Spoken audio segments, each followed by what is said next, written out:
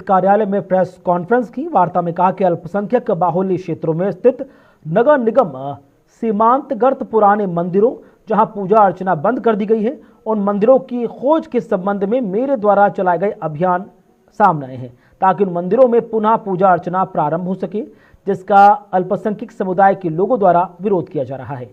इससे सांप्रदायिक सौहार्द खराब होगा।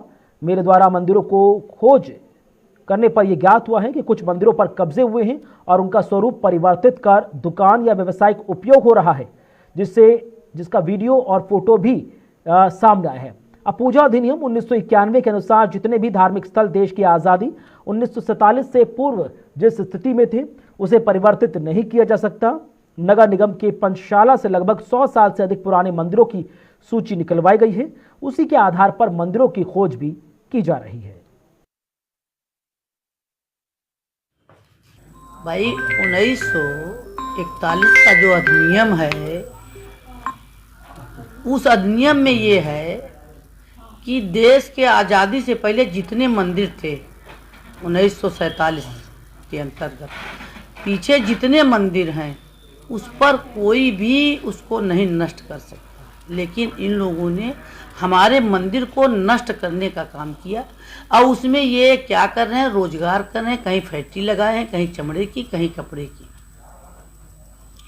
ये किस अधिनियम के तहत इनके अंतर्गत हुआ और ये इसके खिलाफ जा करके वहाँ कमिश्नर जी को दिए हैं। अरे कि मेयर जो है सौहार्द बिगाड़ना चाहते। मेयर कभी चाहे हिंदू हो, चाहे मुस्लिम हो, चाहे सिख हो, चाहे ईसाई हो, मैं सबकी मेयर हूँ। लेकिन कहीं न कहीं मैं सनातनी महिला होने के नाते, मैं हिंदू होने के नाते मैं इन लोगों से पूछना चाहती हूँ कि किस अधिनियम के तहत ये है कि ये हमारे मंदिर में अंदर घुसे रहें और उसमें क्या कहते हैं कि मांस मंदिरा काटें।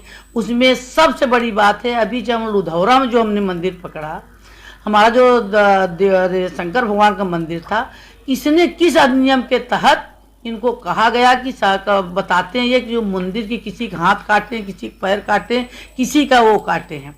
ये गलत है।